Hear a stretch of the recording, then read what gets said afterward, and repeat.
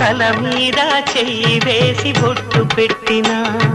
తాళి బొట్టు మెడను కట్టి బొట్టు పెట్టినా తల మీద చెయ్యి వేసి బొట్టు పెట్టినా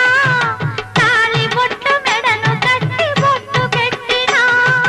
సన్ని కళ్ళు తొక్కినా సప్తపదులు మెట్టినా సన్ని కళ్ళు తొక్కినా సప్తపదులు మెట్టినా మనసు మనసు కలపడమే